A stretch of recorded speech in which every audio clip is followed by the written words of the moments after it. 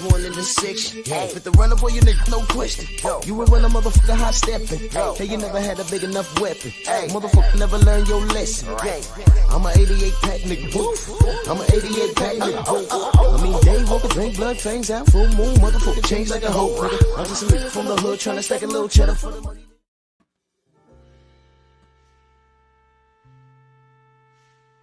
Yeah, buddy. Yeah, buddy. Lightweight. Lightweight, baby. Let's bleed. I got, man, your mind ever been going at 100 miles an hour? Because there's so many things I want to talk about during the week. I never feel like I have enough time. And I just got this, oh, hell, wait, hold on, see?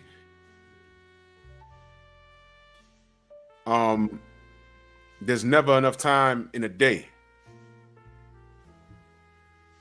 You know, and this is what happens when you're creative. When you're very creative, you know, sometimes you hit a writer's block or whatever, but there's never enough time in a day to get everything you need done.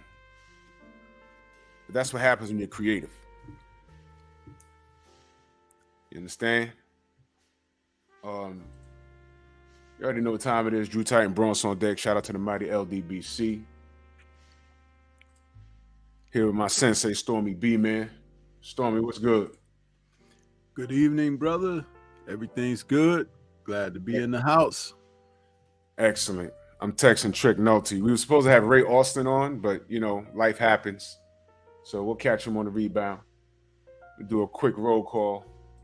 Yeah, we got plenty of things that we can talk about, though. Oh, so. Yeah. We got plenty to talk about. As a matter of fact, I'll tell you off here. I'm texting Trick Nolte right now because next week we might have exactly what we need here. Was in the building. Aaron Raw Willis, Nitty G. Yeah, go ahead and put that link. Go ahead and put that link, Nitty. It's all good, brother. Mark Wonderlick, Johnny Q, Macados, Mac of the South, No Smoke, salute. Rod Neal, Joseph Wiggins, Edgar Chavez. Tony, what up? 88 Sports Talk.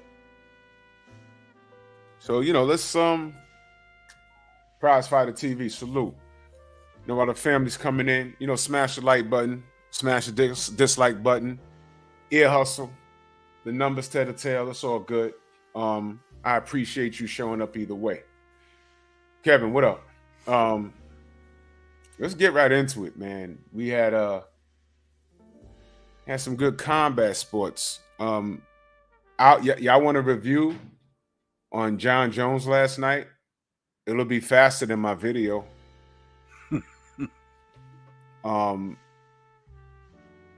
G kicked him in the balls. They froze the Omega Red salute. They froze the action, and once he adjusted, John took him down and guillotine choke. Fight over. There you go. That's what happened. Phenomenal Mexican salute. But boxing, please. Before we get to the last, is any other fights before we get to Jared Hurd and Figueroa? Is any fights prior to that you want to discuss? Well, I didn't watch the Showtime YouTube card because, you know, those were the earlier prelims. Mm-hmm. But from what I understand, there was a lot of action on there. Yeah. And I'm still in the process of catching up on the DAZN card. But overall, what I would like to say openly is that though we've been struggling to get the fights that, you know, everybody wants to see with certain name fighters and everything, man, if you take the time out and watch some of these other fights, there are some pretty darn good scraps that are have taken place. And the sport is in a good place when you focus on that. You know what I mean? It's like, and I'm starting to find some solace in that. I really am. So That's why, I was just telling you before we went live, I said, I'm going back and reviewing some of this stuff. So I might even have a couple of videos to make out of this, but I'm enjoying it, man. 2023 is off with a great start with boxing. No, it is. And you know what? Sometimes we get caught up when we have, and by the way, before I go any further, that's Nitty G's link that's his son's link to his channel. Y'all make sure y'all go subscribe, show the young man some love. I just took all my channels and subscribed over there. So he got 3 subs from me, Nitty, just now. So y'all make sure y'all do y'all part. You know what I mean? And go subscribe. Dwayne Jones, salute. Dark Truth, Queen, salute. Yeah, y'all do y'all part. That's family right there. So we all support. Y'all know what support is. Sometimes people don't. Yeah, I act like y'all don't know, but y'all know what support is. So salute to your young king. But yeah, and no, go ahead.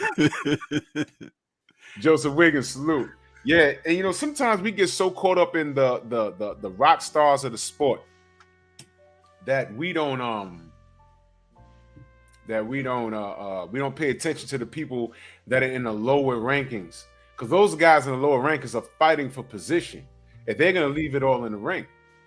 You understand? And we will miss while waiting for the co-main and the main, or maybe the 3 cars before the main. We're around the house eating food, taking care of family, and we don't pay no mind to the fighters. Like when there's a fighting card that I go to, I'm the dude that goes in there when there's only 5 people in the damn arena. I want to see everything. They'd be like 11 fights on the card if y'all don't know. Right. It'd be like 11 fights. But once the network clicks the air button, the go live, like how we do on our joint, when we go live, you're only going to see about 4 fights. But there'd be like 11 fights on those cards. I'm the type of person, I want to go and sit down, the arena's empty, with my popcorn, and I'm just watching. I want to see what's going on. Because that person, in about 3 years, might be the main event. You understand? So I think that we need to just slow it down for a minute. Stop the fighting with one another. And because those guys are going to do what they're going to do. We need to show respect to those guys in the undercards. You know what I'm saying? I personally am going to start reaching out to those guys. Like, oh, man, you fought on the undercard of, Figueroa. And I'm having a brain fart. I'm sorry. It's been a long day. You fought on that undercard. You were the first fight. Huh? Maxeo. You fought on that undercard. You was the first card. You caught a knockout, man. Talk to me about that. We need to start bringing those guys on Sundays. You understand? We need to start bringing, because those are the guys that need our support. Does that make sense? Can I give you an example of what you're talking about? Go ahead. Back in 89, Mike Tyson fought Carl the Truth Williams. Yep. A 93-second knockout. The Spinks knockout was 91 seconds. Mm-hmm. But the 93-second knockout was against Carl the Truth Williams. Mm-hmm. And on the undercard of that was this little known up and coming heavyweight prospect called Mike White. And word Giant. around, huh? You said Mike the Giant White? No, there's another Mike, the guy that played Union Kane in Rocky V. Ah, yes. Now he was supposed to be being groomed as another opponent for Mike Tyson, and he was on the undercard that night. Guess who he was taking on that night? He was taking on a gentleman by the name of James Buster Douglas. Wow. Who beat the crap out of him, knocked him down several times with a jab and everything, beat the crap out of him. Mm-hmm. So that was the end of Mike challenging Mike. So because Douglas won the fight, Don King awarded him with the fight with Mike Tyson in Tokyo. Ain't that funny how history works? And you look at it, how history ended up playing out. You know the rest. But as you said, it was the undercard. It wasn't even televised. Yeah. You know, on regular HBO, if you went and you saw the pay-per-view, you would have seen the fight. But Buster Douglas beat the crap out of the dude. And I didn't even remember that. Title shot against Mike Tyson. I was at a fight party that day. Mm-hmm. When he fought, and we was goofing around in the house. I don't remember anything about the undercard. Until I remember the ring walk. That's all I remember. And the fight itself. That's it. I don't remember anything about the undercard. But that's why we need to get on here and do what we do. We need to get on here and do what we do because those guys deserve respect too. We don't want to just jump on them when they do something special. We need to show them some respect now. Thomas, what up, my brother? We need to show them that respect right now. You know what I mean? So, speaking of respect, let's talk about let's just get into it, Stormy. What the F? All right, listen, y'all. I'm reading a lot of things, and I've been giving it a lot of thought. I didn't see the fight live. I saw it today from start to finish. When I came in the crib, after I got off the phone with you, Stormy, I watched it. And I'm asking a question, and I'm not being disrespectful or anything. But and I'm just asking y'all, because I'm reading a lot of things. Some of it is fair, some of it is disrespectful. You know, I'm just going to ask the audience, if you were to apply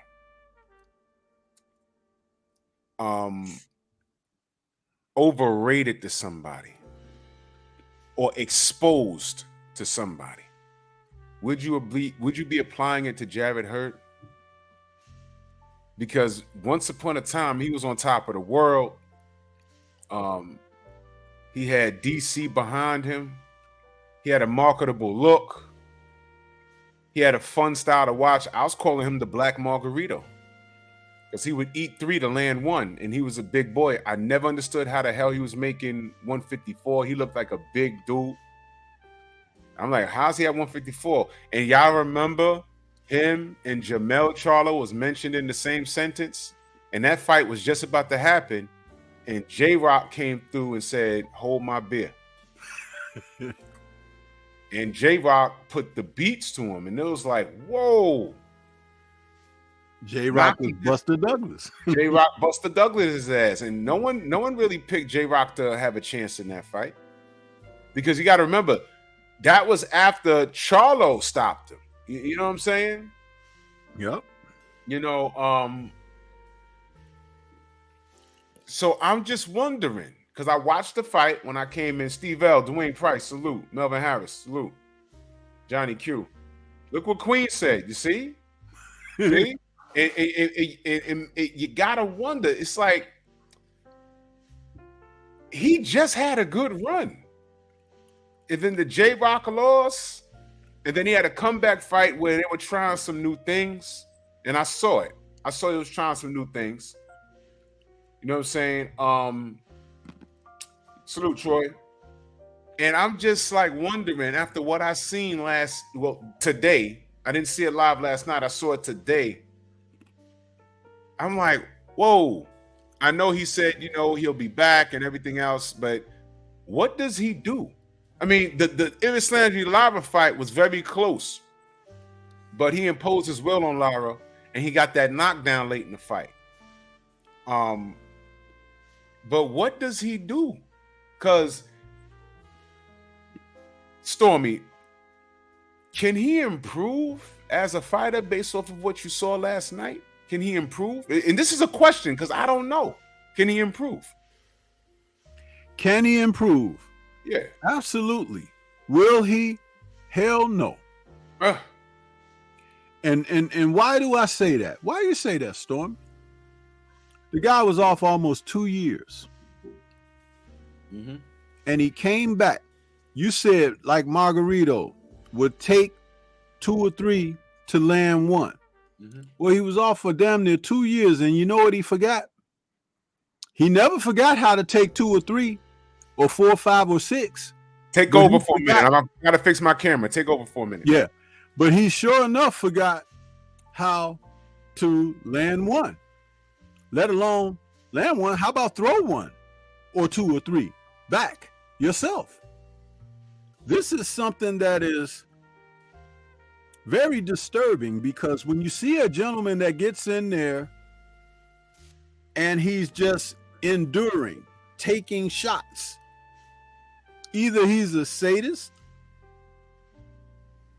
or he's pretty dumb. And you got to be dumb to not want to protect yourself. The reason that the fight ended up getting stopped is because he took a succession of punches over those last 2 rounds before the round the fight was stopped, and he didn't block a damn thing. He was just taking them and turning his head to the side, not turning to try to take something off the shot, but just, you hit me over there, so hit me over here. Oh, man. You know what I'm saying? And it was ridiculous. I'm watching this, and I'm thinking about his corner, man, and I'm like, you need to be thrown in jail, because you keep putting him back out there. You could have stopped that fight on the stool and say he threw his, he caught a crook in his neck or something. You could have said something, but you didn't. You kept putting him out there. And now he got a hole in his mouth, in his lip, that you can stick your whole index finger in there. I don't know what I be looking at when I see these guys. It's freaking ridiculous, man. Was it so much was it the corner, or was Hurd not being able to execute what the corner was telling him? It's on both sides, because how many times have I said, when you see him in the ring on fight night taking those shots, he was taking that in the gym, bro. He didn't decide on fight night, guess what, y'all? I'm coming out and I'm going to let him lay into me. No. In sparring, he was getting hit with that stuff. And just because you got headgear on, don't mean that the blows are cushioned. Yeah. It don't.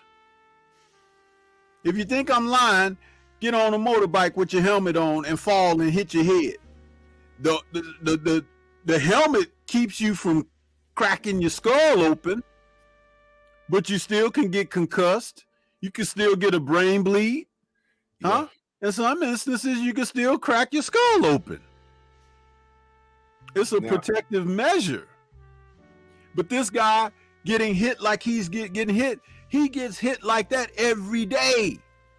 And let's not forget, some trainers and coaches think that their fighters are supposed to go to war in the gym. No, that's bad. And when you mix that foolishness in, you really got a cocktail of bullshit going on. Because the gym is where you're supposed to learn and prep, game plan, and things of that nature, develop strategies and tactics. It's not for you to get in there and show your cojones. The gym is where you make the mistakes. It's okay to make the mistakes in the gym. It's okay to get dropped in the gym. If you're correcting them. If you're correcting the mistakes, yes. Your favorite fighter got fucked up in the gym, if you know it or not. All of y'all. Which is why that excuse that Roy Jones Jr. came up with a few weeks ago about Michael, who was going to challenge AB.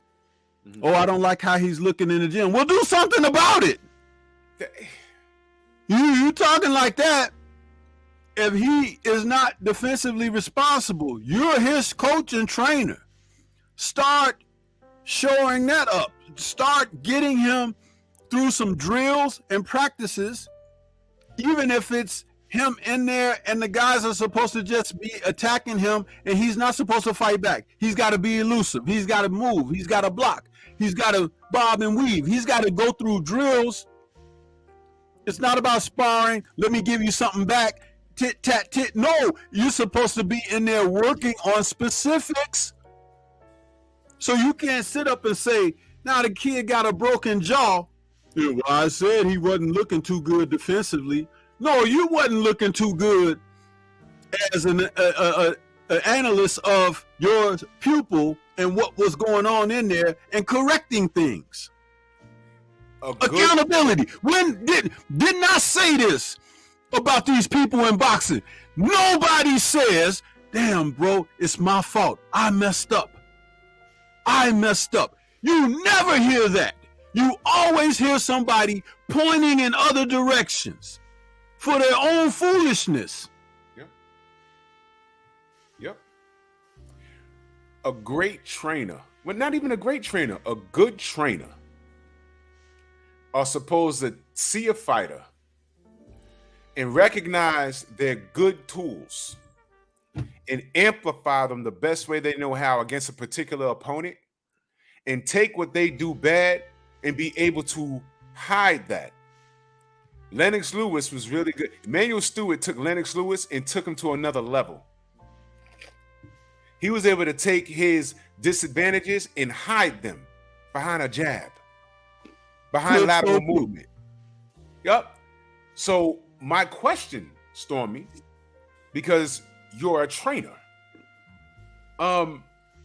if you had Jarrett Hurd, okay, and I'm looking at that head movement, god damn it, you gotta understand what he's doing in the ring. You're absolutely right. He's doing in training, because we're creatures of habit, repetition. Okay, what does Jarrett do good? And how would you take what he does good to hide what he does bad? Your opinion. Because your opinion. I just want to hear what you got to say on that. One of the things he does very well that is difficult to get some fighters to do is he has a propensity to stay in there. It's hard to get fighters to do that. And there's a test that I like to give when you bring young kids into the gym and they get ready to spar for the first time. Typically, everybody feels the same when they get spar before. Yeah, and they get in there. But you have to watch for the display of the temperament of the individual. Some kids, you can tell them. Now, Joey, when the bell rings, keep your hands up, go out there and hit that guy with 2 jabs and follow with the right hand.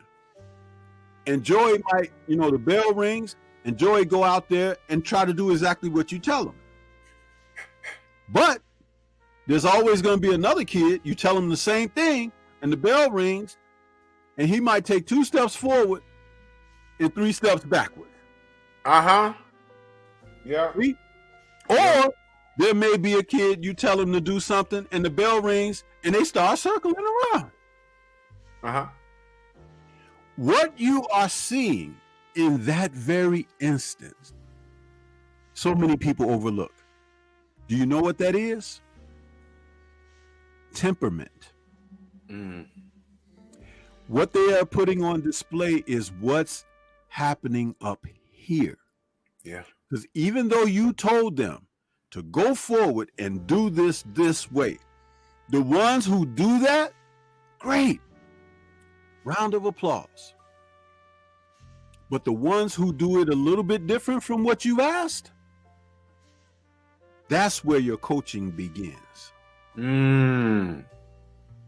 Because you have to identify why they are doing what they're doing instead of what you've directed them to do. They still may have every intent of executing, but in their own way. Like I said, that's where the coaching begins. You begin to cultivate that individual because they're going to show you who they are with these type of actions. Hurd will stay in there. Mm-hmm. What Hurd hasn't been taught is to fight tall, because at the weight class, he's one of the tallest guys. He's 6 feet tall. And he's always bending down to another guy's height or beneath. In that fight with Resendez last night, he had several instances where his head went beneath Resendez's shoulders. Yeah. If you're the taller man, your head should never go beneath the opponent's shoulders. Bad things happen when you get that low like that. Oh. Now, a shorter guy can make himself even shorter, because now you got to punch down. Now you got to expose yourself and open yourself up to things that weren't originally on the playing field. And he can take advantage of that. Resendez did that. Now, the other thing that they could teach Hurd that they clearly haven't is to control real estate. With a 78-inch reach, he's got a heavyweight-like reach. Mm-hmm. So that means in the gym, he was supposed to be, and I'm not talking about for last night's fight, this is for his career. He was supposed to be taught how to control the distance that a person can come at the end of his jab, and where he can stop anything coming forward by extending that jab out there. And if he can get to that point where he can extend the jab all the way out and touch the guy, then you have to know that when you put the jab out and your elbow is bent a little bit, that's when the right hand is supposed to come. Because the right hand is coming from a further distance than the jab. Yes, yes. But if your jab is coming up from your hip, you've already compromised yourself, haven't you? That's right. That's math right there. You heard me talk about these fools out there with that cross-arm defense and the Philly shell and all of that foolishness. Oh, my God. That left hand should be as high as your left shoulder. And if you're smart, you extend it a little bit so that your jab has a shorter distance to travel. But still, your right is coming from a further, because you got to turn into the right. So if you're being taught to do this the proper way, the first time you hit a guy with a good right hand, because you controlled the distance and the real estate, guess what he's going to do? He's going to be hesitant to come in and take another one of those. Don't you think? That's common sense. It's common sense. And it's arithmetic, which is why it is called a sweet science. That's right. But did you see any of that in Jarrett Hurd? No, I didn't. Absolutely not. Which is why I asked the question, was it really the camp or was it him? Was it really the camp or was it him? It's a combination of the two. Yeah. Yeah. You got the blind leading the blind. What They don't know what they telling him, and he don't know what he doing. I said to you earlier in the conversation, he talked about after this fight, he would love to, face one of the Charlos. No, bad. I said to you earlier, and you can, admit this to the audience in our conversation. I said he better be damn glad that it wasn't a Charlo he was facing, because he had been in the damn hospital. He'd been in the hospital. You damn sure did say that. Mel would have put him in the hospital. Mel, he'd be right in the hospital. That's real talk. That's crazy. Is there any Air Force in the chat? Anybody in the Air Force? Here's what I'm gonna say. There was a person that I was talking to a long time ago. He's from the Air Force. He actually flew in combat.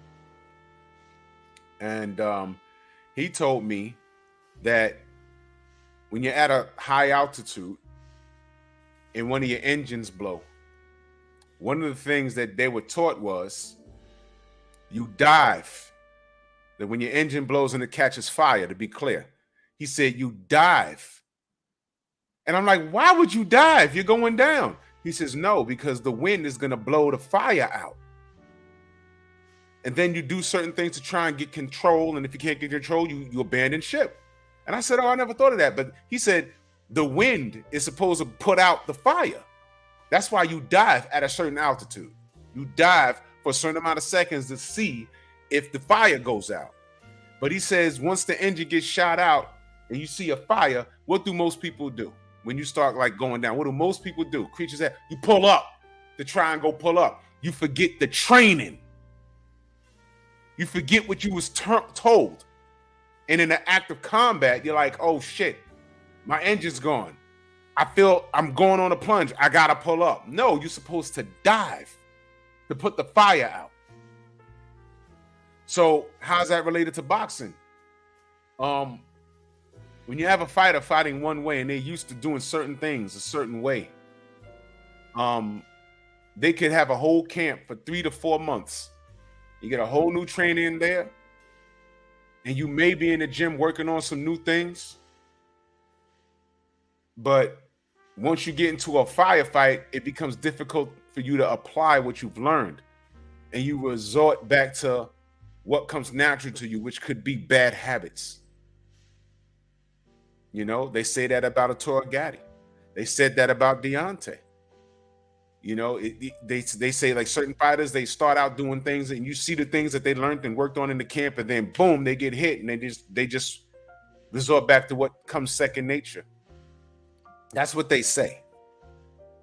We see certain things, you understand? But it's tricky with Jared.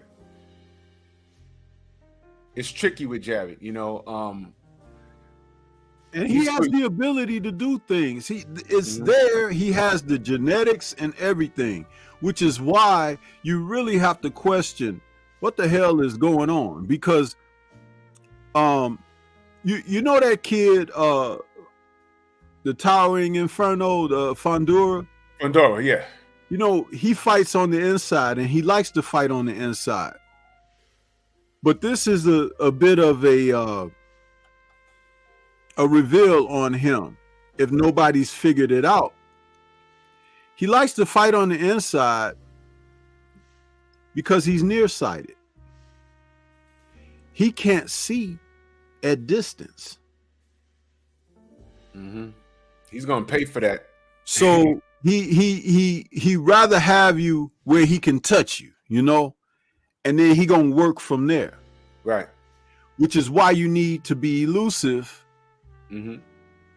You don't always have to stay at distance, but you be elusive enough that when he think he could touch you, he can't. And when he doesn't, you can. You understand? You switch it around. They tell you, the old adage in boxing has always been, you box a puncher and you fight a boxer. That's been the old adage. It hasn't changed. When we say you don't reinvent the wheel, you don't. And so for Hurd, when he's in there, you have to understand, when he was sparring, I don't believe he was sparring with tactical advantages in mind. Because what I told you earlier also in our conversation, I said that when the bell rang for the first round, the first thing he did was walk out to the center of the ring and bend over and give up all his height. And the guy hit him with something. That was like right off the bat. He should have walked out there and shot that jab right in that guy's chest or his mouth. How? I'm here, sucker. Let's go. That would have changed Resendez's entire mindset going forward. Have you ever been playing football and got stiff-armed? Yeah. That is not fun at all. It's aggravating. Yeah. It's just very damn. Some guys, it hurt their pride. They get mad and want to fight, don't they? Am I telling the truth here? Trying to get them, and the mechanics of the arm just being extended out like that, you trying to get him. He done hit you on your neck and you're trying to grab him. You can't grab him. It's like, God damn it. You trying to go under the damn arm. They make you mad as hell. Yeah, and that shit is frustrating. What do you think popping a jab in a guy's face and mouth is going to do? It's the same thing. And the thought process behind it is the same thing. And if a guy is too dumb to try to slip a jab, block a jab, or get out the way of a jab, you keep hitting him with it. And you ain't got to necessarily even aim for the face. Touch him, though. Hit him in the shoulder. Hit him in the collarbone. Hit him in the glove. Make him reset. After 6 rounds of that, he's going to start doing shit out of character. That's when you take advantage. In my pre-fight video, I talked about what I wanted to see is have Hurd learn some things about how to use his extremities, meaning that because he's so tall at the weight and has the reach that he has, dude, do you know with a reach like that, you're not supposed to be able to touch that man easily. He could stick the arm out defensively and stop whatever you're trying to do. Yep. That's real. That's real, man. Cypher X, I think Stormy froze. That's a natural thing. And he didn't do any of that. The brother Cypher X says Hurd can retire when he runs down them fights left on his PBC contract. Here's the thing. If he has no gas left in the tank and nothing else left for him, I don't know. How many fights he has left on his PBC contract? I don't know. All I'm saying is he's young, and if he can make a change, I'd like to see him do it. But his own, Sensei be back. Internet problems. I'd like to see what he does next. If I miss you in the chat, man, just know that I love you, man. All around strong, KG, Curtis, Rob, CJ, Anthony, what up? Tay Tay, what up? Sylvester, what up? What up? What up? Yeah, I don't know what's next for Jared. I got questions. I would love to talk to somebody in this camp. I would love to talk to his trainer and find out what went wrong, because they obviously lost, but I want to find out from the trainer's perspective what went wrong. You know, Mr. Mont, salute. Cedric, what up? KG said he's an old 32 though. Yeah, he is. Terrence Bailey, what up? He is. He's an old 32. So he got to get right back in there. As soon as that mouth heal up, he has to get back in there. But the thing is, at 160, it's all shark infested, man. I mean, really look at the landscape. Look at the landscape at 160. What is he doing at 160? Can he win a belt? Can he beat Jamal? I mean, come on. Bro, I mean, not from what I saw last night. Let me check the landscape real quick. I'm gonna read off these names, man, because let me go to the rankings. We're gonna go down to 160. Okay. I don't even think, bro, Janabek, he ain't beating him. I don't think he could beat Liam Smith. Jaime Munguia, I don't know. I doubt it. Let me help you out with this. Yeah. Those guys whose names you're running off, and you haven't named them all yet, but just for the sake of cutting it short, those guys are the cream of the crop. When did you hear of Resendez before last night? Never. You're welcome. So if that guy does that to him. Can I ask y'all a question? Why is Sergio Martinez ranked number 2 in the WBA? What the fuck?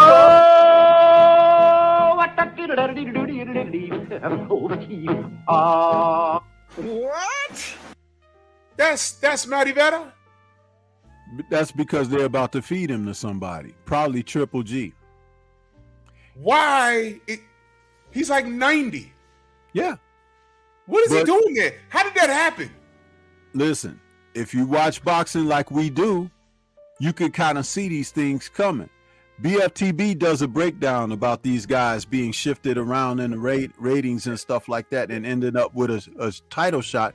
It's because of what they're setting up down the line. See, you don't see it right now, but Triple G ain't fought in a while since he lost to Canelo, and he gave up one of the belts, but he's still holding on to another. So he's got to fight somebody, and he's got to fight somebody he has a chance against, because he's trying to get another bag before he go out the door. So it's got to be somebody that ain't going to beat him up too bad and stuff like that, or have the greatest chance of winning against him. It's probably Triple G. Or they're going to feed him to a returning fighter who's been off for a long time, like a Mal Charlo or someone else. But that's how you look at it. You don't look at it like he ain't getting in there with the likes of you just said his name a moment ago, that foreign guy. Janabek? They're not putting him in there with somebody like that because he'll kill him. You know, so you can kind of see the play here. Danny Garcia is ranked 7. How the hell did Martinez get all the way to 2? I'm telling you, they're setting it up probably for Triple G, bro. Probably. They ordered Triple G versus Lara. That ain't gonna happen. That don't mean it's gonna happen. Exactly. Number 1 is not rated. So Sergio. And number 2, it's Triple G has the Canelo-like ability to deny who he wants to fight and still be allowed to hold on to his titles and you know, in other words, cherry pick. Those are 2 guys that are allowed to avoid people that they should have fought several times over, and they can thrive in the sport and hold on to belts and everything. They even took Keith Thurman's belt away from him eventually, remember? But he was able to avoid people for a long time too. Yeah. But he was light, but he ain't white. So they made him give it up. You understand? I'm telling the truth. You know, it's like nobody really wants to hear that. But man, listen, we don't cut no corners here. Thurman held on to those belts and held them hostage with all these fake soft tissue injuries. He's supposed to have been in a car accident and hurt his knee. Then he had a shoulder problem, Then he had a heart problem, because he didn't want to get in there with Earl. But at the same time, they let him hold those belts until they finally looked at their watches and were like, you know what? Give me them damn belts, Yeah. That's exactly what happened. Yeah, Cypher X asked me who Martinez recently got. I thought he was sitting at home. How the hell did he? Let me put it together for you some more. I see the brother Nonito, but with Nonito is out there. Let me put it together you first. Put it together for you a little bit more. Sergio broadcasts on what network? Back in the day, it was HBO, right? No, right now. No. Right now? Sergio? No, right now. Yeah. WBO, ESPN. Gotta be ESPN, right? No. Wait, is that WBO or WBA? It's WBA. He broadcasts as a color analyst on what network? Shit, I don't know. The Zone. That's why I don't know. Okay. But who does Triple G fight for? Oh, wait a minute. What? Hit. Oh, what the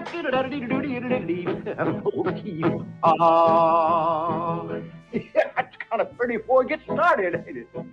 Oh, Froggy when he courting, he did ride Crambo. Froggy when he courting, he did ride Crambo. What? You're welcome.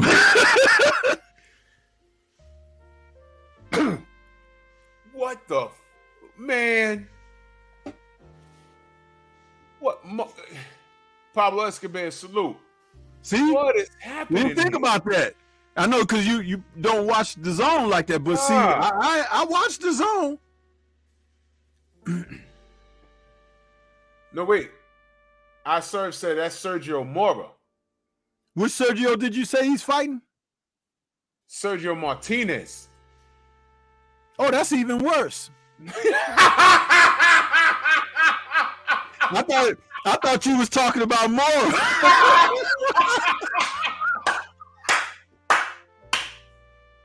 Because both of them are cooked. Exactly. Martinez, we're talking about Maravella, right? Yeah. Yeah, Maravella ain't fought since the 1800s, man. Oh, yeah, it's over with. Oh, that's even worse. Yo, thank you, sir. I appreciate that. Oh, shit.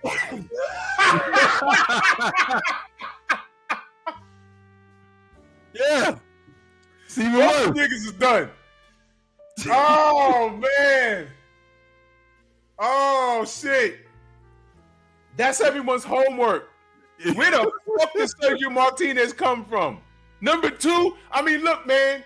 Wouldn't you rather see Danny Garcia versus the winner of Golovkin and Lara? Danny Garcia, at least he's a name. At least he's done shit recently. Sergio Martinez, he about to bank. I don't know who they're going to allow to beat the shit out of him. Last thing I saw Sergio Martinez do of note was getting in the ring with Miguel Cotto, and y'all saw how that turned out. He came in there with his legs looking like the fucking mummy. The last time Sergio Martinez fought, bro, our TVs was in black and white. Yo, he's fighting next week? Against who? He's fighting next week against who? Who's the opponent? Yo, we weren't checking for him. He's ranked number 2 in the WBA. Probably fighting a dude that ain't got no arms.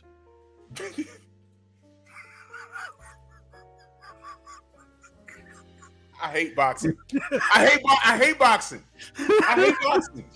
I hate boxing. In Argentina. He's fighting in Argentina.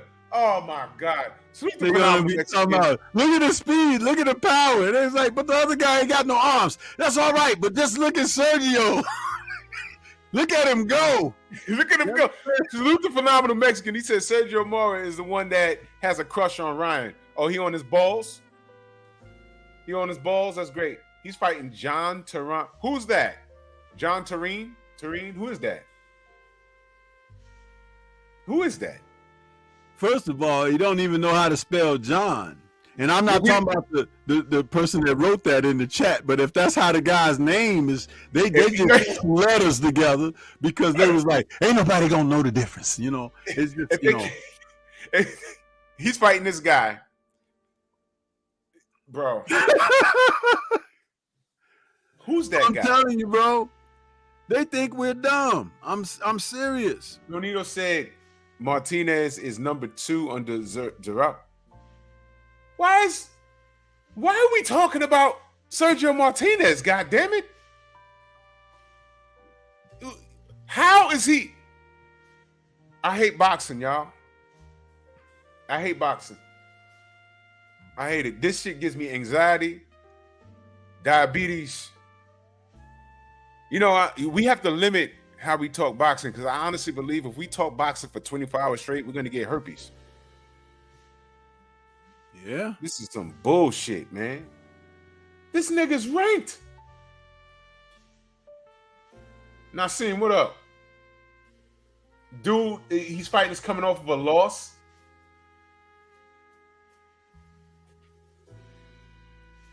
Y'all, he's ranked number 2 in the WBA.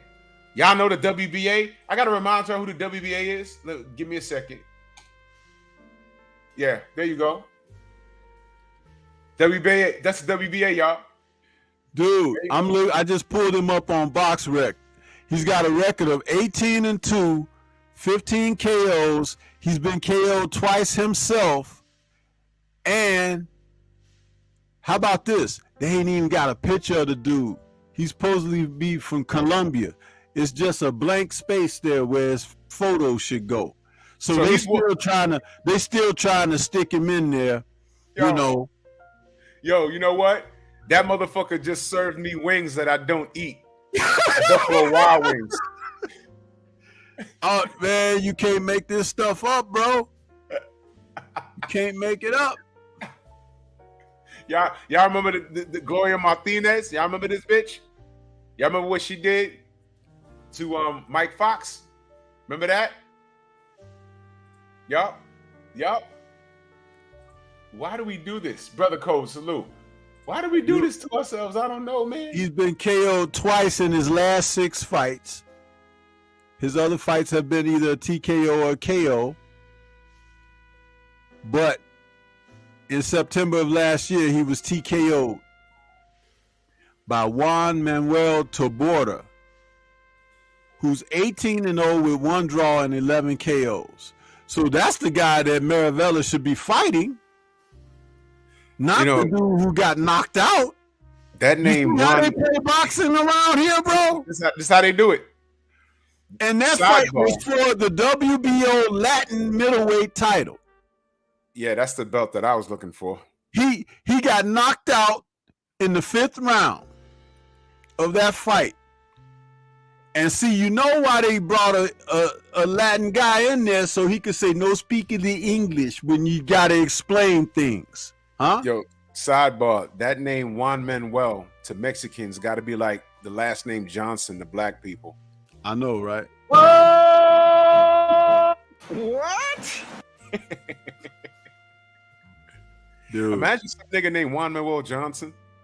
You imagine that? Oh, that'd be great. Juan Manuel Johnson. What the fuck is more common?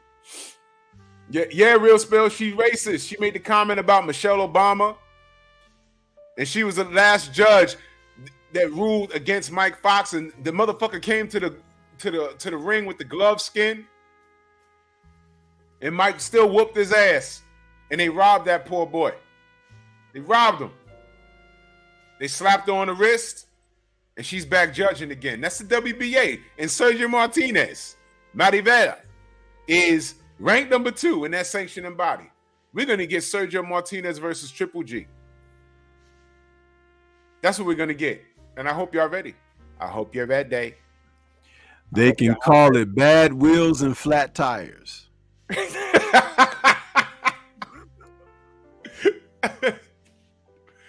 Oh, this sport. Hey, Nonito, did you ever get an apology from that piece of crap that stuck you? Did you ever get an apology from him? Man, Mansa Musa, salute. I hate, man, this. Why do we do this? Why do we keep doing this? Why do we keep doing this? Phony baloney Maloney. It was a co-main event, y'all. His highest payday against Nonito Donaire, coming off of a loss. A stoppage at that.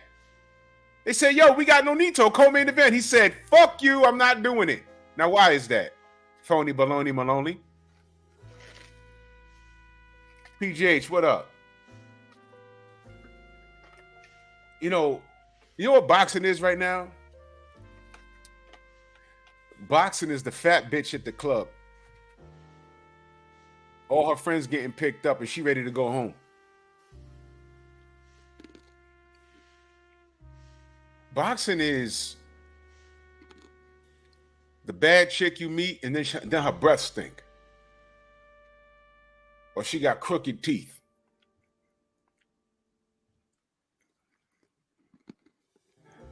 Boxing is the chick you think you're going to slam and you bring her home and her kitty cat stinks. Oh, I'm sorry. That's modern women. Whoa!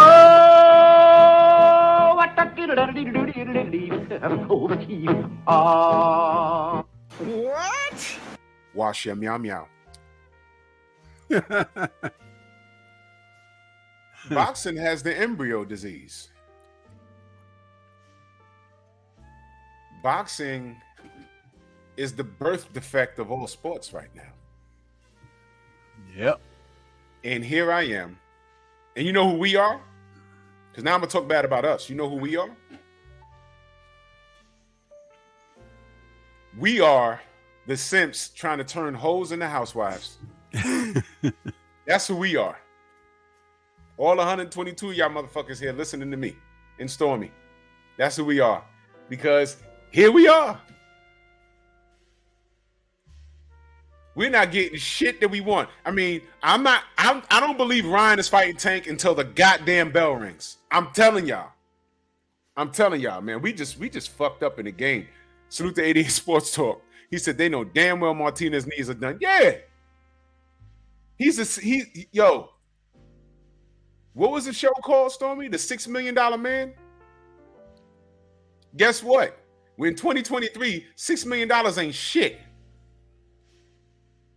They attached it, they removed his legs and put 2 garbage cans on them shits, man. I mean, come on, man. We're fucked up in the game. Salute to TD Harlan in that super chat. Salute, bro. He said, hey, Titan, just checking in. Love your real talk, man. Salute to you, brother. Much love and appreciation, man. Much love and appreciation, man. I appreciate you. Thank you. Salute to Real Spill Midwest Boxing Talk in the super chat. He said, boxing is the chick you wine and dine, and she won't come off the draw.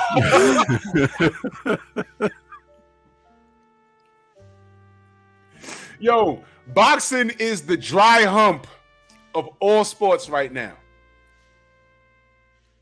This is crazy. All of us gonna end up with blue balls messing around with boxing. We're gonna go home and shake dice to the latest chick flick, whatever the fuck. Boxing, please. And here we are. Yo.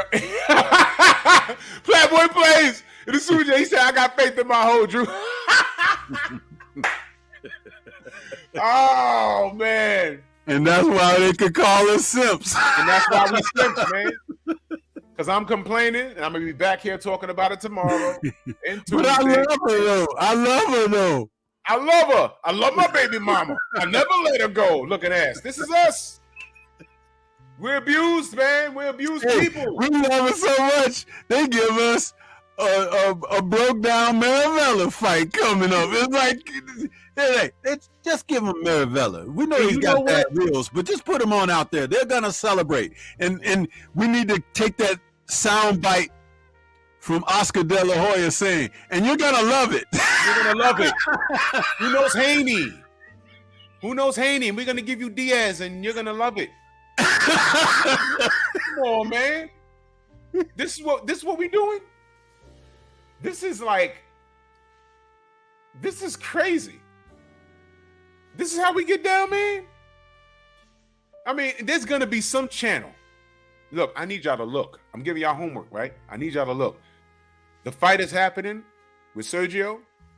I need y'all to find the goddamn channel that bigs him up and that is super excited and saying that, yo, look, I see him getting a belt at some point. Marivala's back.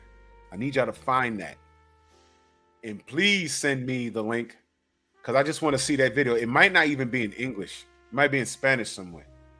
But you know there's somebody that's such a hardcore fan that they're going to talk him up like that. The man got bad wheels, man. He had a hot moment. What, he had like a good 1.5 year run, 2-year run, if that. He did pretty good for himself. Like I think it was like 2 years. He had a 2-year run. You know, the Paul Williams knockout, that was pretty dope. You know, Chavez Jr., who was beating him like a drum, and then Chavez turned up on his ass, almost got him out of there in round 12. They ran into Cotto, and he said, nope, we ain't doing this. And he stopped it. And I said, all right, he can go out like that. That's cool. But stop. Yeah, he beat Pavlik. I mean, he was really good. He was really good. But he's like 50 now. Stop.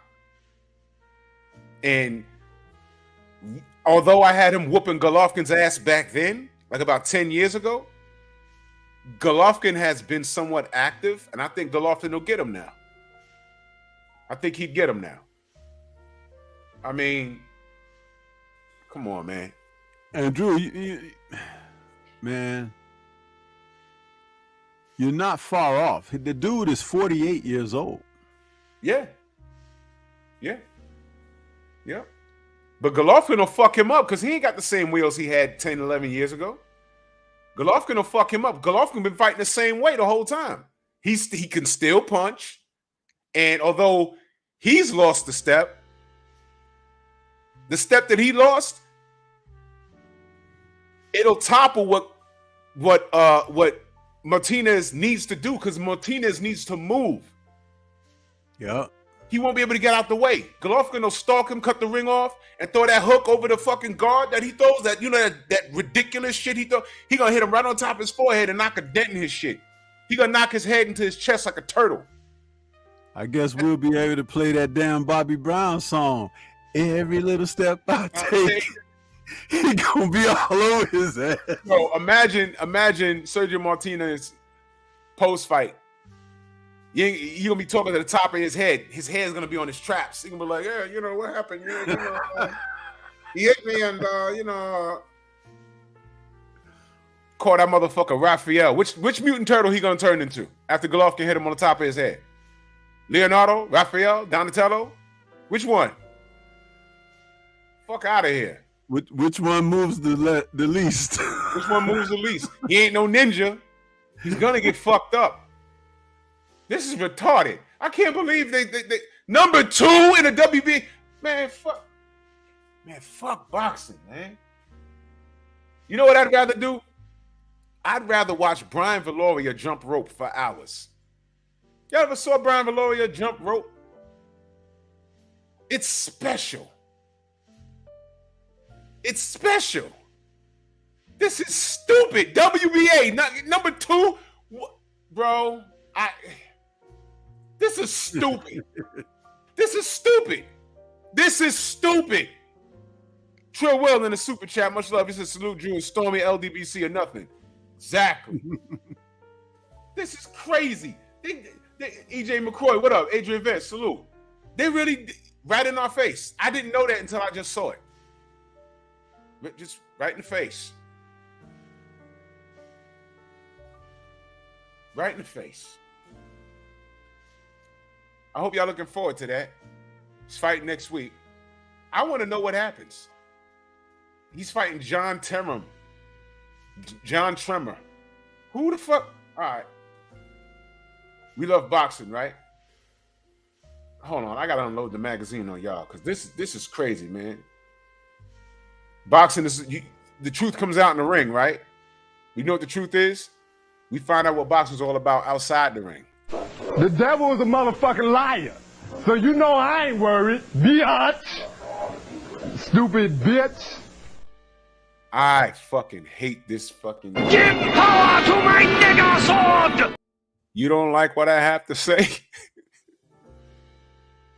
Too bad. Then let him taste the fury of my nigger sword! But Marivera, he has a chance. He needs one more chance. He's still... Who cares? He's fighting next week. Who cares? I hate... This sport is all wrong for my hypertension. It's just wrong. It's all wrong. Yo, Nonito, here's what you do. Just upload videos of you jumping rope and working out. It's more exciting than the bullshit we got going on in the sport. Everybody upload workout videos. This is stupid. This man is about to get killed. If they get him in the ring with Golovkin, do you know what's going to happen to him? It's going to be like, at the end of this year, you're going to be like, yo, how the fuck Gennady Golovkin got knocked out of the year? Why was he in the ring with Sergio Martinez? And he'll get knocked out of the year. And everyone's going to be mad. Oh, my gosh. Oh, my gosh. Oh, my gosh. Don't! A sound effect. Don't! And we'll be still talking about boxing. You're gonna love my nuts. They do this to us every time, man. They get us with this nonsense. I can't stop. All right, fuck it. All right, whatever. So Jared Hurd, we just gotta. I just want to talk to somebody from this camp. I want to know what happened in the camp. Are they still working on stuff? Because he's clearly not retiring. And I just want to find out what's going on and what they're going to do moving forward. So there goes Jared Hurd. Let's talk about the main event. Figueroa versus Magsayo. Your thoughts, Stormy. You go ahead first. boxing. Boxing, please.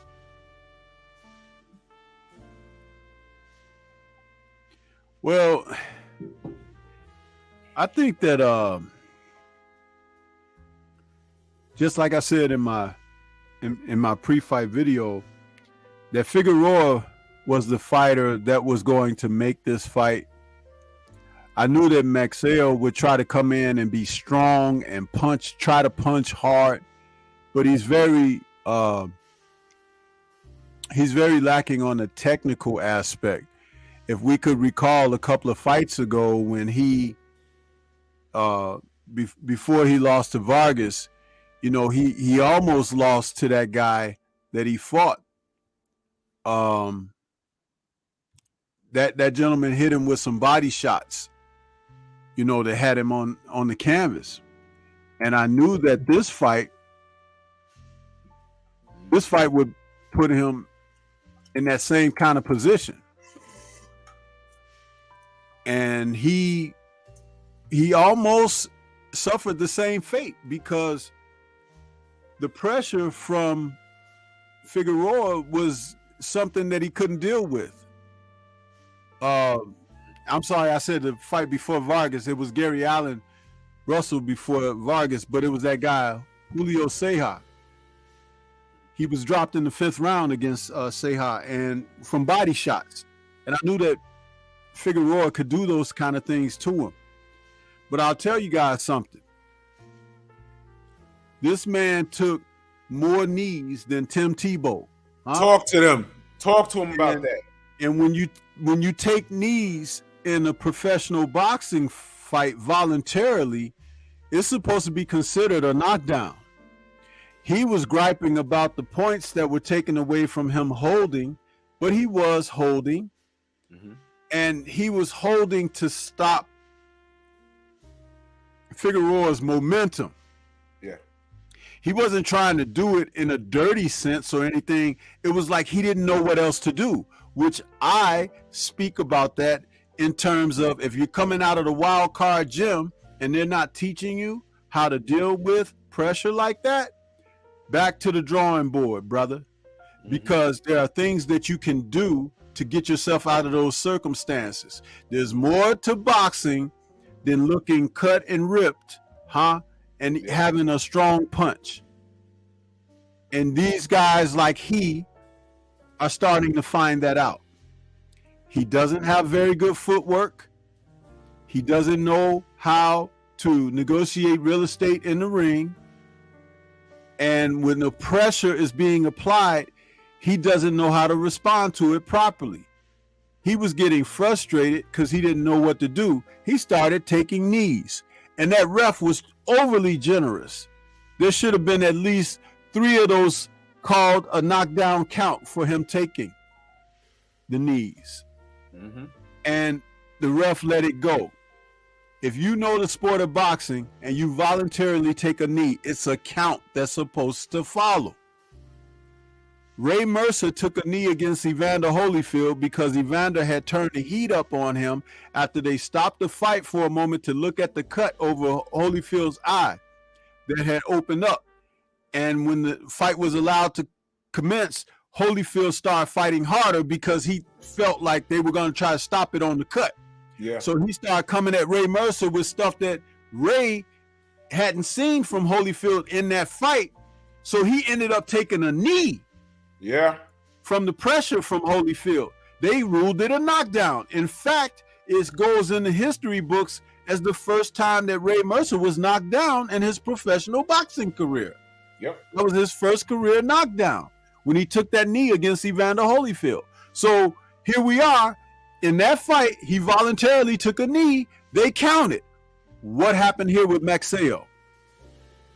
You see, this is how you know that they are too loosey-goosey with boxing rules and everything. And some of these referees should be admonished for these things. They held accountable. You know, yeah, he took the points on the holding, but I would have rather seen him call those knockdowns for what they really were. Yeah. Matter of fact, if he does do that, Maxeo doesn't take the other 2 or 3 knockdown knees because you get called for it. See, he think that's okay. That's an out. Remember when AJ spit his mouthpiece out against Ruiz and got up and walked to the corner and the ref was like, hey, where you going? You know, he's counting and stuff. You want to continue? You want to continue? And AJ is over there just taking the time out. Because they let him do that in the UK. Fight off and says, that's it, you're done. And AJ's like, what? Wait, what are you doing? Dude, there's no timeouts in boxing. Now, you done knocked out your share of people.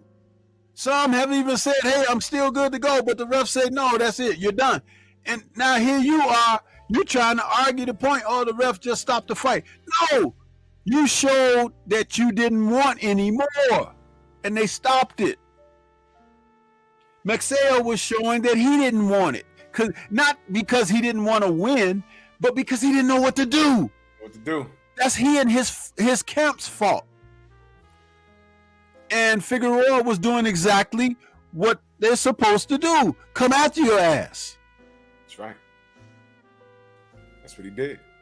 Now, salute to Johnny Q, because he makes the point. Not only did they blow the knockdowns, they were supposed to, you know, like, yo, look, you on your knees more than a bad hooker, man. What the fuck you doing? But did they count Muxile's clinches? Like they count Devin Haney's? Oh, good question. I didn't hear them saying anything about that. No, they didn't. Watch him, my brother. Salute. Black Vision, salute. And Nonito makes a great point there too. Mm-hmm. He says he came in almost 1 pound overweight. Listen, I didn't know that. Yeah, he missed weight. He had to go back on the scale like 2 times or 3 times. They ended up taking his drawers off. Oh, come on. Yeah, man. And listen, when you say things like this, again, where is the accountability? Figueroa didn't throw him under the bus, but he did say, yeah, I believe he might have had trouble making weight since they had to weigh him several times. But he's like, that's his problem. He's like, I come in on weight. I did my job. And he's right. You're a professional. When you're coming in overweight, and haven't we seen this a lot lately in boxing? Guys missing weight on the scale. Even in major championship fights, Shakur Stevenson, and in fights like last night, Maxeo, and then even in fights that are not the prominent top fights, we're seeing guys coming in way overweight, some instances a pound or far more. One guy came in, 15 pounds overweight or something? He just didn't want to come in on weight. Let me say this. That shows a lack of discipline in the individual and a lack of unprofessionalism on the whole camp. It's like, you know, I'm sorry, I said it's a lack of professionalism. So you got to hold people accountable. And that's what I said earlier in the show. So many of these men in this soft simp society that don't hold themselves accountable. They don't say, you know what? I messed up. It's on me. They don't say that. And to listen and hear his trainer and manager yell out all those stupid expletives and everything in the post-fight press conference and everything, trying to come to his, listen, they all should have said, we dropped this one tonight. Boy, that would have been fine. That would have been fine because Figueroa won that fight. He won. Period. And he didn't need the points that were deducted to win. Maxeo did not show up to win. The body shots wore him out. His legs got weak. The first time it showed was that time when he went to the canvas on his own and it looked like he slipped going forward. No, his legs gave out because of the body work that Mr. Figueroa was putting on him. And if you go back to the Ceja fight, that's exactly what happened in that fight. When that Ceja fighter started banging him to the body, his legs went and he went down because he didn't even know what to do, how to handle himself, how to adjust or anything. He just went down. And they didn't obviously learn anything about how to handle that in the gym. And they obviously didn't get the proper conditioning because he wasn't on weight. So it looks like the Mixeo camp, the wild card gym, messed up again. But Freddie Roach was coach of the year several times over, huh? Mm-hmm. Yeah. Look at that. They don't teach defense in that gym at all. I'm convinced. Figueroa said he was going to work the body. He said it the whole day before. He said it on Friday. He was going to work the body. That's what he does every fight. Yeah. First of all, my opinion, Fig, he's a creepy looking kid. He's scary looking. If I was a teacher, I do not want him sitting in the front of the damn classroom. Go to the back, sit there, shut up, don't say anything with your arched eyebrows and that stone cold look in your eyes. You creep. He looks like the Joker minus the goddamn red lips. It's ridiculous. Well, he's a Mexican dude with blue eyes. Hey, Nonito, yeah, he may have left Freddie, but he's still training in Freddie's gym.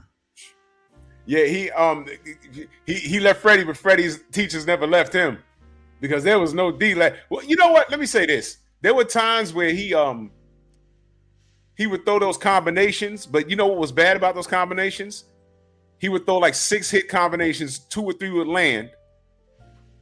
Figueroa was in the pocket doing what he does. Some of them will land. But after he throws those, he gets on his bike and he's tired.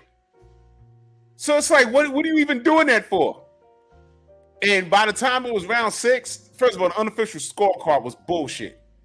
I don't know what that was. Steve Farhood, he needs glasses and they got to check him for Alzheimer's because that was crazy. That was crazy. But I had Fig up. I had him up. And then he starts falling on the Mixeo starts falling on the ground. I said, no. And that's when I started to rate I started to judge the ring generalship. Once you start falling on the ground and shit, and it's unprovoked, no, I'm penalizing you for that. So Fig clearly won the fight. Clearly. Now, let me touch on what Nonito corrected me that he's at Brick House now. Okay, and the wild card footage is old. Yeah, but still, some of the bad habits that carried over, they persist. And you can see the lack of professionalism. It's okay wherever he's at to acknowledge that. But what's important to acknowledge, Nonito, are the points that I stressed. The lack of accountability, the lack of professionalism, and the lack of him being able to learn how to handle himself in the ring, not just being able to put other fighters on their backs. But how about learning the nuances and the subtleties of technical boxing, how to negotiate real estate, how to get in and out of circumstances. Footwork would be a valuable asset to him if someone could teach him. But that's not happening.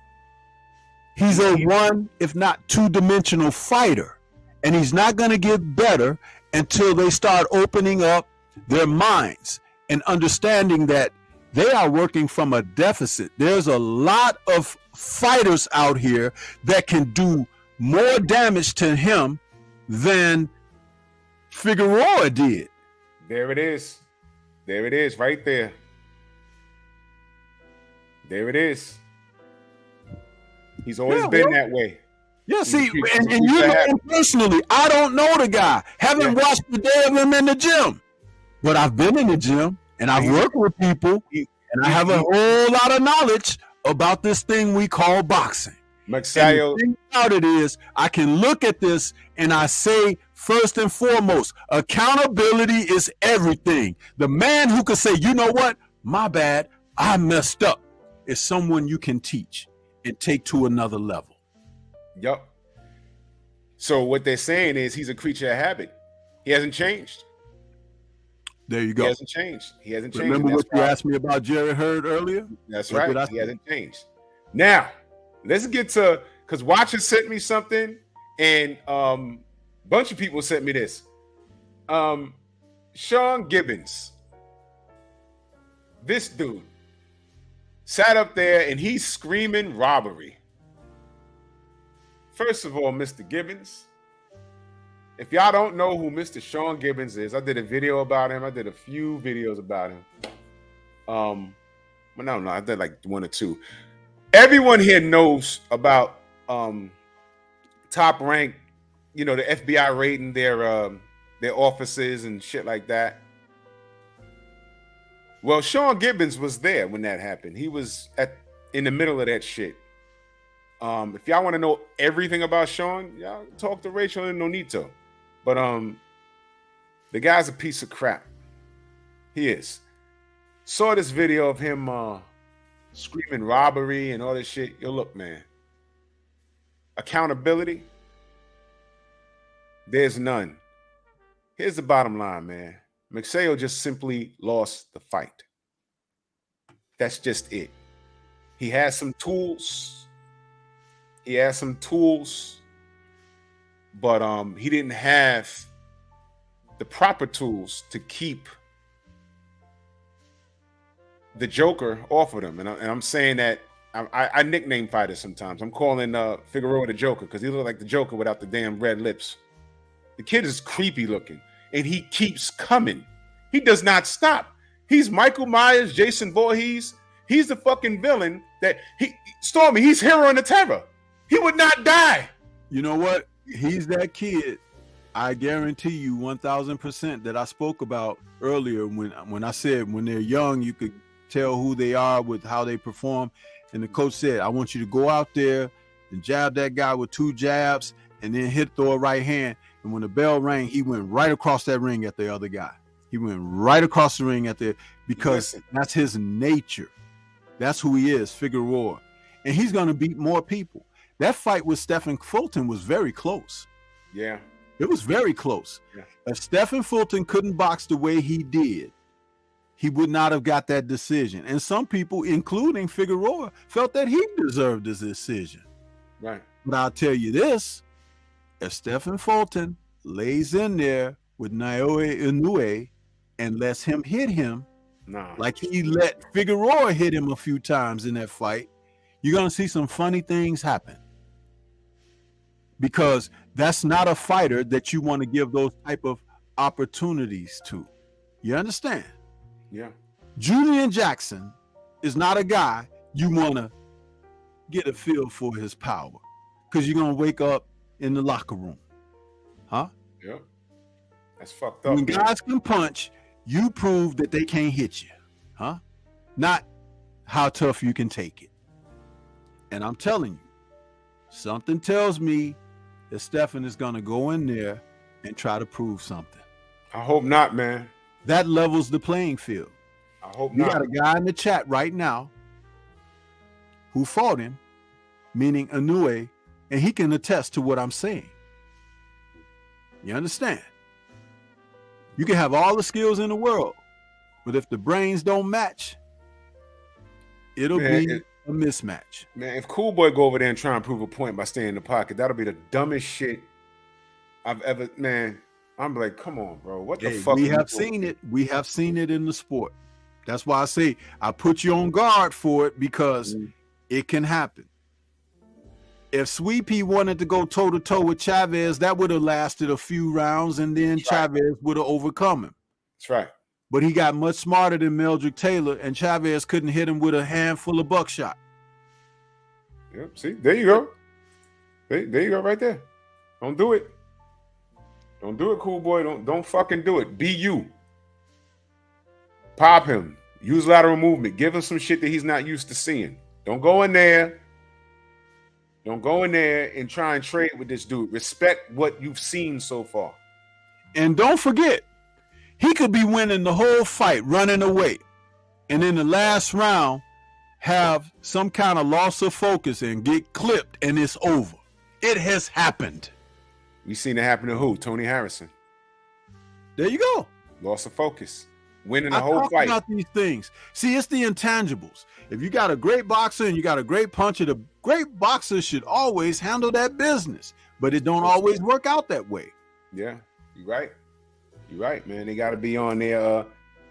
Yeah, Lara D. That's another. See, Rashidi Ellis. There you go, right there. See. God damn, man. That's right. He said Fulton has to have focus, like the focus that Bivol had.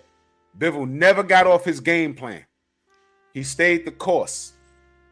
And Texas, yes. Y'all remember that shit Nate Campbell did? Yep. Oh, come on. Yep. Absolutely, that was ridiculous. I said, what is... He had no business losing the way he did. That was ridiculous. Oh, my God, man.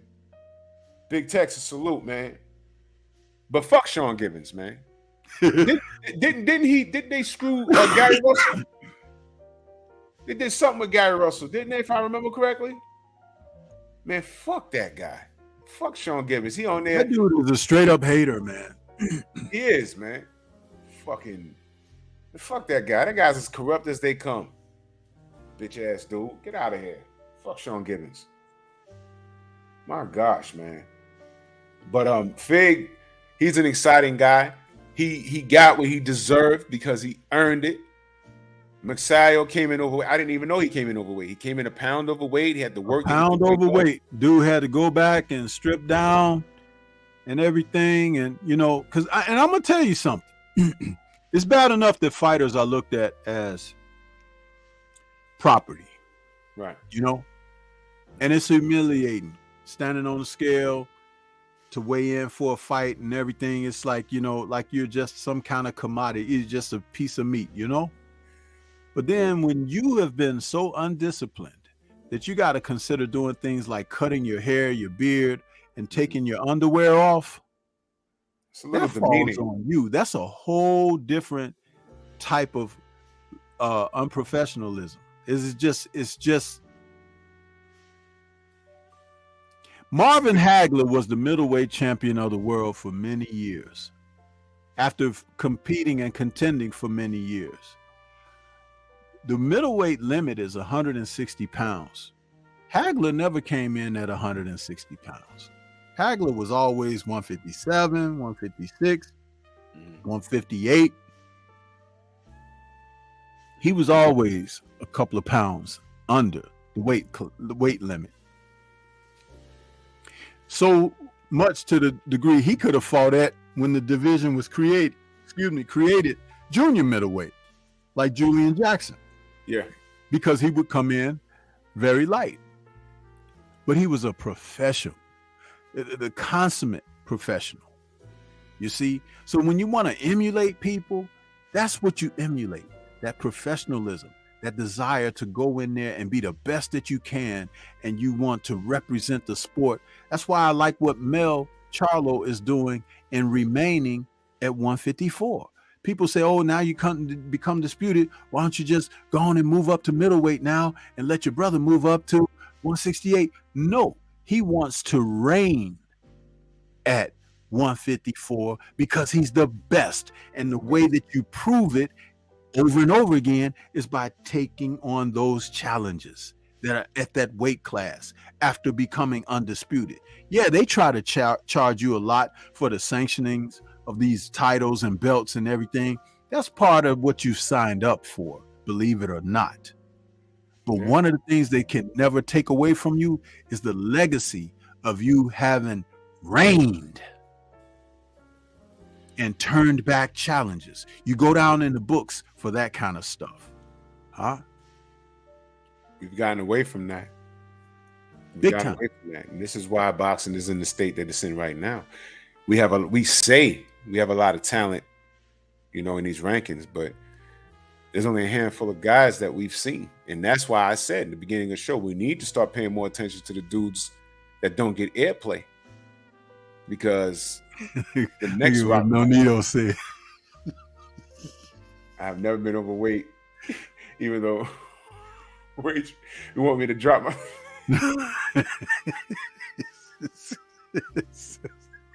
I'm trying to run a show here. What? Hey, Nonito, this ain't boxing after dark, bro. Come on, man. This is the wrong boxing after dark, man. Goodness. I'm trying to run a show here.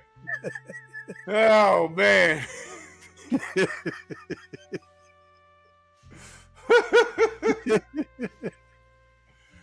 Oh my gosh, man.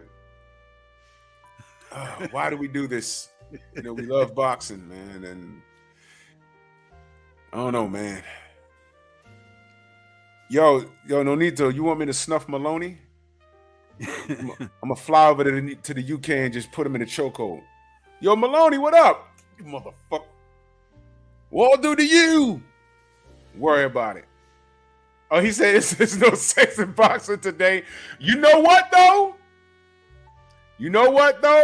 I will never forget what you and Rachel told the audience. When you talk to these guys and they talk about how those managers try to get in their drawers. And before y'all say, anyone in the audience, before y'all say that's fake, look, man. Y'all see Oscar running around talking about he has to get in shape to wear a thong, right? You think he has impressed any of these fighters that's come up? It's just like these women models that they get freaked out and turned out just so they can get on a runway. You think that don't happen to these fighters? Think about it. I would never work with Oscar De La Hoya. I don't care if he said I got 20 million up front. No. And why you think Bernard is down with him $100,000? Yo, you know what? And let me say this. And Bernard can come for me if he want to. He did some time, didn't he? Whoa!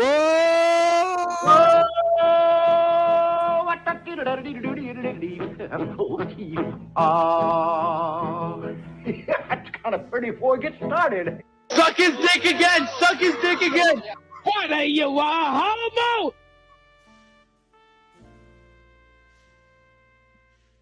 B-Hop sure was in the penitentiary. B-Hop sure was in the penitentiary. Street nigga. How many of these super thugs actually got down like that? See, there's a lot of shit y'all don't know, man. Actually, the more you think about it, the relationship between B-Hop and Oscar, it kind of makes sense. Y'all didn't find it strange that when they found those emails calling Al Heyman Black Hitler, how he was quiet as a mouse. He didn't say a fucking word. Wasn't we all looking at him like, yo, say something? He didn't say a fucking word. But he got all the smoke for Bill? Nigga. And he clapping back, talking about, yo, you trying to make it a black thing. Nigga, it is a black thing, stupid. I have lost all respect for that dude, man. I don't even want to talk about what he did in his career anymore. Yeah, he's great. Okay, I don't want to fucking discuss B-Hop no more. Unless he comes out and says, y'all was bugging, I apologize. Outside of that, I don't want to hear shit. Look. You gonna tell them they bullshitting? I'm not in the industry. They are. Tell that shit to them. Y'all see this shit? Oscar put spatulas up his ass. There was a porn chick that said, they asked her, what was the freakiest thing you've done? Oh man, what up?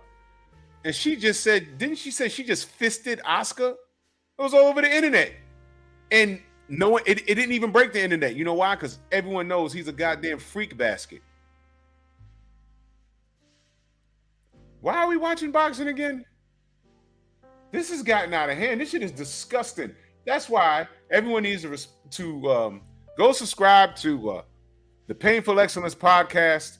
Let me go ahead and put this link in the goddamn chat because this sport makes me physically ill. It really does. We got to talk about Oscar with utensils up his ass, B-Hop, his pro-black ass threatening black people like he ain't got no goddamn sense. You can also subscribe to Bear Cave Entertainment. That's my nerd channel. I'll be talking about comic books and movies and a whole lot of video games and There you go. And because I'm telling you, boxing is wearing out its welcome. And unless we find some other fighters to get behind, pause, I'm gonna be talking about other shit.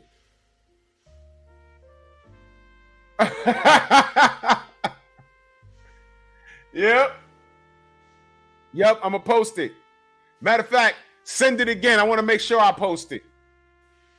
Send it again. Don't need to. I'm a man. This is what we do to ourselves. How do you work with anybody at this point? Work with Oscar De La Hoya. Y'all trust that guy? Y'all trust that guy? Get out of here, man. He's stuffing stuff up his behind, and Bernard he's all off code. Because there's some cracker watching him talk. There's nothing you can do to justify anything that Bernard Hopkins. Did you just try? But that's some sucker shit, B-Hop. Did you just try and discredit Devin Haney talking about he got a belt? Basically, he just got it for free, ignoring the fact that everyone likes to ignore how he got the belt. Didn't Lomachenko have it? Now tell me how he got the belt. Now he gotta fight him. He was supposed to fight him 2 years ago. You really did that? Knowing from what you had to go through in your career? No one wanted to give you a shot? You chasing Roy Jones? You fighting Anton Eccles a million times and shit, falling out the ring, breaking your leg, not getting your respect, but everyone was saying, yo, man, Hagler and B-Hop, they're on the same wavelength. We rooted for you. And this is what you do? Nigga, you done lost your goddamn mind. Be gone, demon. Be gone. And y'all make sure y'all show up tomorrow with Nerds on Culture. 8 p.m. Central Time, 9 p.m. Eastern Standard Time. Behind the Lens, what up? Because this boxing shit is on shaky legs right now. It's a championship round, and we cut. We're breathing heavy. We came in 9 pounds overweight, and we old. And the kid across the ring is looking him around his corner, and he ain't got a mark on his face. The moose in his head didn't even drip down. We getting our ass kicked. And your trainer's saying, yo, you want me to stop this shit? Telling you. There's only a handful of fighters we fuck with now, right? Think about it. Think about it. Who we fuck with over here? Deontay? Devin? Y'all can fuck with Bud. I ain't got nothing to say to y'all no more. Y'all can fuck with Tank. I ain't got nothing to say to y'all about none of that shit. Look, you fuck with Stephen Fulton. Who else? Oshaki Foster. Can y'all count 10 fighters that we fuck with heavy? Can you count them? Back in the 90s, you can name off like 25. Can you count off 10 fighters right now? I fuck with Better BF, yeah. But let me tell you something. If we don't get a fucking undisputed matchup at 175 by at least the first half of 2024, I ain't fucking with nothing over there. Sergio Martinez is ranked number 2 in the WBA. How did that happen? I've refreshed the page. I'm thinking that's a misprint. Nope, it's real. Don't you just love this shit? You fuck with Errol? Yeah. This is...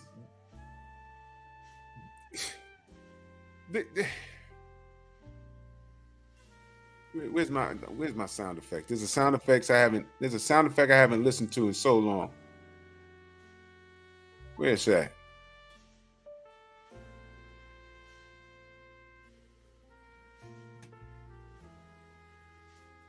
This is boxing, y'all. I can't find it. Oh, I found it, y'all. Drew, what you think of boxing? Listen to this right here. Don't you just love boxing? Stormy, what you think about boxing? Listen to this right here. Hey, does Maloney have balls? Listen to this right here. Dumb motherfuckers. Yeah, Lara D. Yeah, Lara. Yeah, she came late. He's ranked number 2 in the WBA. Yes. Yes. And we're supposed to sit here in cap for Maxayo. Fuck you, Sean. Fuck you with the lit flare. Look at that. Stormy was like, you know what? Screw this. I'm out of here. Listen to this right here. Blow it all up. I can't stand it. This sport is stunk up to be damned. It is stunk up to be damned.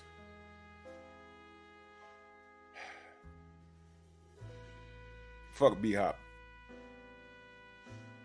Clown ass nigga. Well, anyway, I ain't got nothing else productive to say. I'm just rambling at this point, man. Stormy, let them know how they can find you. They should already know. Stop playing yourselves. Yeah, I put a moment ago, I put it in there in the chat. I'm gonna drop it in there one more time. But we cover the things that should be covered, and a lot of things that some people wouldn't even touch because we're not made men, we're not bought. So we can do that. You know what I mean? But yeah, I'm right here on YouTube. They know where I am. Because they be out there peeping through the blinds in the bushes, huh? They don't want to come in and knock on the door, wipe their feet at the door, take their hat off and come inside and have a glass of Kool-Aid. They don't want to do that. They want to peep, through the bushes and everything, like suspects do, huh? Parasites, huh? That's what they want to do. But it's okay.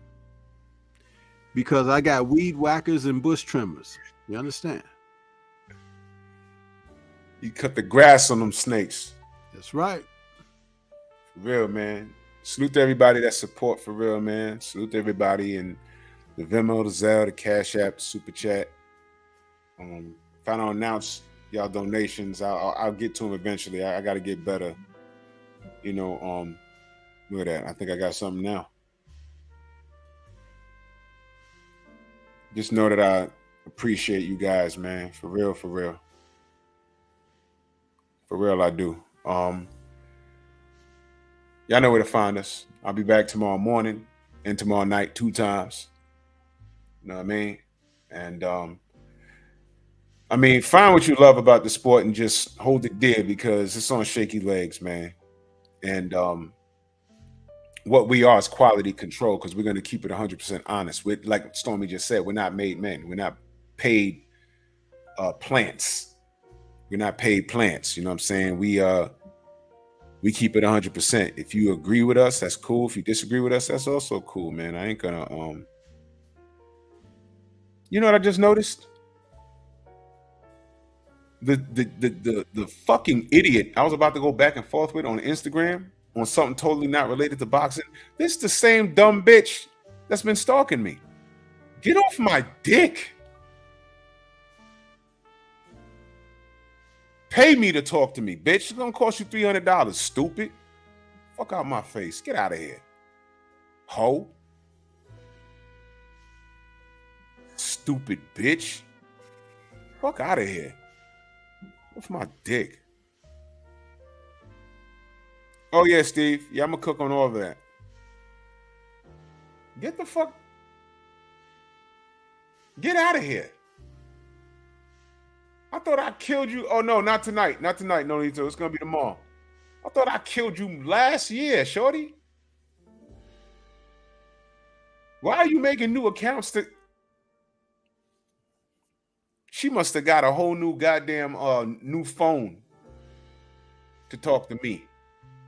You know what kind? Because on Instagram, you could block someone, block this account and any other account that they create. That bitch got a whole new goddamn modem with a different IP address and a whole new phone number to talk to me. And then try to send me a friend request. Look, I know I look good, but shut up. Oh, word up, La D. We covered John Jones. It was super fast. It was fast. My coverage of the fight was longer than the fight itself. Man, people are crazy. Lost with real B-Mo in the building, man. But we're gonna get out of here, man. Salute to y'all, man. Much love and appreciation. Hold on 1 second there. I got something. I'm sending a message to Nonito in the chat. Oh, okay. I just want to make sure he sees it before we go off the air.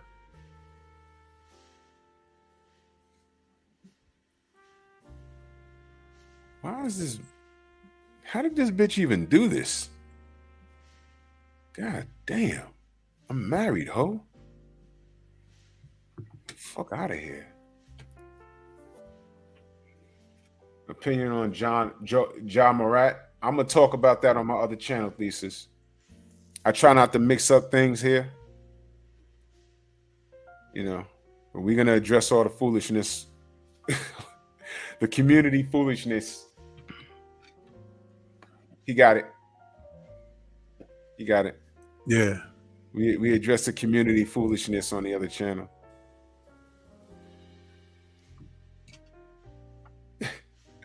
I want to talk about it so bad, but I'm not going to do it here. Oh, Lala D got a question for you before we leave. She said, Stormy, you think J-Rock can survive with Adonis in their summer bout?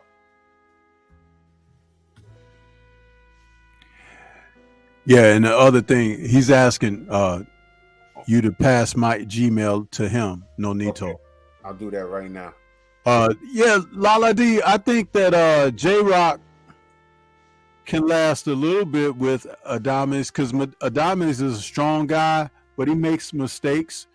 But it's up to J-Rock because J-Rock, if he really wants to come back and make a place, you never know what the determination is in a guy. That's why I don't like this current era of people just being so dismissive of fighters when they lose a fight. Because they could lose to one person and come back and beat a person you never expected them to beat. Those things do happen. And J-Rock, he's a person of solid character. And solid character can always take you somewhere in boxing positively. So he would have a chance, but definitely Adames should be favored. And I would like to see what would happen in that fight. I would like to see.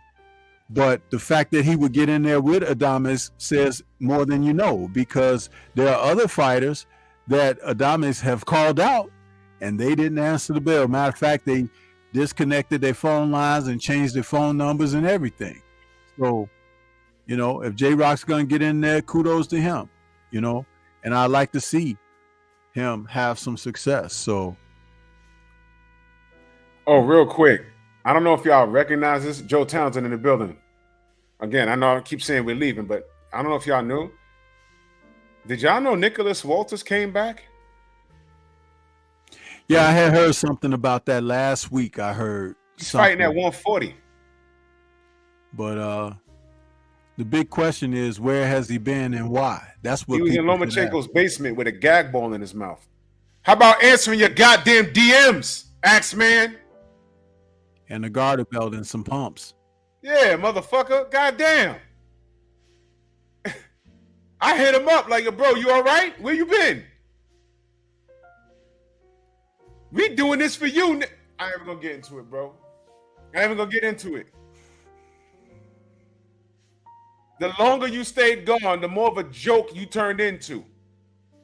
Now, I don't know what the fuck he was going through. But how about answering your DMs for the people that were looking for you? Want to know if you was okay? Now you fighting and people are like, oh, you still alive? I want to know what happened. Why'd you quit against Lomachenko? What really happened when Bob kept you out of the ring that long? and you fought to a draw the fight before, a fight that I felt you want, man, I ain't even gonna, man, fuck, man. Whatever, man. I'm out, yo, we out of here, y'all. Salute to everybody in the Venmo, the Zelda, Cash App, the Super Chat. Salute to the trolls. I used to suck dick for coke. I seen him. Fuck all y'all niggas. For real. We see y'all. All right, y'all try and infiltrate our chats. We know who every last one of you motherfuckers are.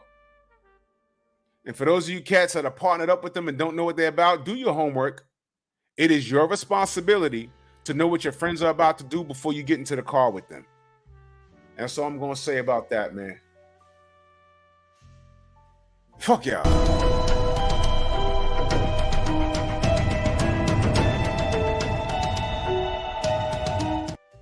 See y'all in the morning. Move! Why are you gay? Who says I'm gay? You are gay.